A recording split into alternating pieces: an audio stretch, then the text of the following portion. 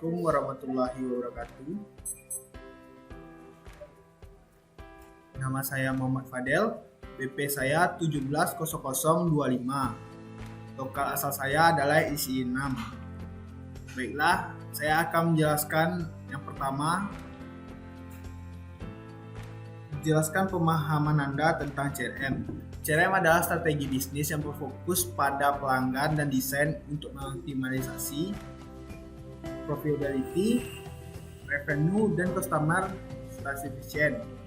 Contohnya adalah yang pertama Bukalapak, Shopee, Lazada, Blibli.com, dan lain-lainnya, dan jenis-jenis aplikasi e-commerce lainnya. Baiklah, saya akan lanjut di nomor 2. Saya akan menjelaskan poin penting dalam CRM, yaitu yang pertama adalah people, meliputi internalisasi cara berpikir orang tentang bagaimana cara melayani konsumen dengan baik dan benar. Yang kedua, teknologi. Implementasi CRM akan semakin banyak dilakukan terutama disebabkan oleh persaingan antar perusahaan yang semakin ketat dan juga tuntutan konsumen yang semakin tinggi akan permintaan. Yang ketiga adalah prosedur. Perusahaan mengidentifikasi secara jelas target marketplace-nya yang akan dibidik dan prosedur perusahaan secara lebih rinci dalam melayani konsumen dengan baik.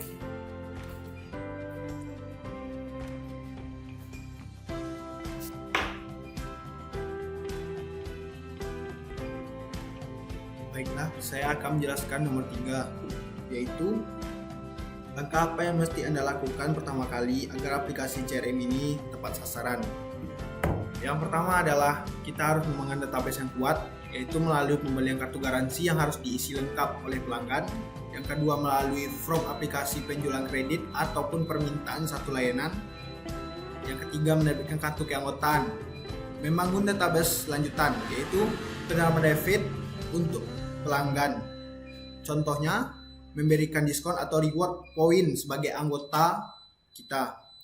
Yang ketiga adalah analisis probabilitas setiap pelanggan.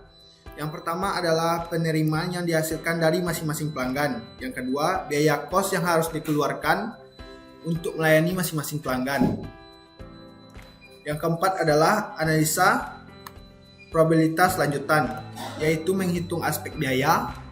Yang kedua adalah memilih pelanggan mana yang diberikan keuntungan lebih atau yang harus berhak diberikan nilainya. Yang ketiga adalah setelah itu perusahaan dapat memberikan layanan sesuai dengan tingkat probabilitas setiap pelanggan. Integrasi dengan pelanggan yang lebih target atau customer, yaitu menciptakan loyalitas pelanggan, memberikan informasi yang dibutuhkan konsumen untuk mencari tahu kebutuhan konsumen dengan cepat dan tepat, memberikan respon terhadap konsumen dengan baik.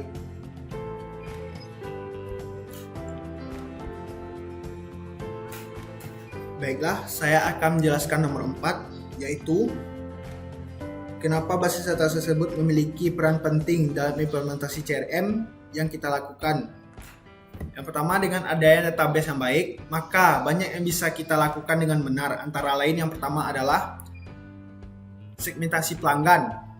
Yang kedua adalah mengenal pelanggan lebih dalam. Yang ketiga, membuat program yang sesuai. Yang keempat, program upselling atau cross-selling. Yang kelima adalah relevant program atau member get number member. Yang keenam adalah project program. Yang ketujuh adalah win-back program. Dalam CRM, database mengakomodasi seluruh informasi tentang customer, baik itu biaya data, transaksi, semua hal yang terkait dengan konsumen. Seluruh informasi tersebut akan digunakan sebagai knowledge untuk mengenali mereka lebih baik dan lebih mendalam, sehingga komunikasi bisa dijalankan dengan tepat atau customer sesuai dengan profil yang mereka inginkan.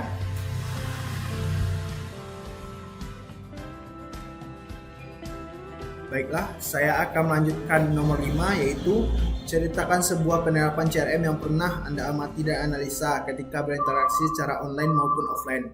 Baiklah, saya akan menceritakan berinteraksi secara offline-nya. Ketika saya ingin belanja di suatu barang, yaitu contohnya makanan hewan, yaitu saya melihara kucing. Oke. Saya melihat dari Google Form, dari perangkat Google saya, dan mencari toko tersebut. Memiliki rating berapa, komentarnya berapa, dan gimana tokonya, dan melihat komentar-komentar apa saja yang ada di dalam Google itu. Bermacam-macam komentar, ada yang nilai baik dan ada yang nilai buruk. Saya memilih untuk melihat komentar-komentar yang baik dan mengabaikan komentar yang buruk, dikarenakan banyak pelanggan yang memberikan komentar baik dibanding komentar buruk, dikarenakan persaingan dagang sangat ketat. Satu pihak menjatuhkan pihak lain dalam usahanya tersebut. Saya mencari harganya yang terbaik, kualitasnya yang terbaik, dan jaraknya pun lebih dekat, sehingga saya dapat mengakses tempat tersebut secara cepat dan tepat.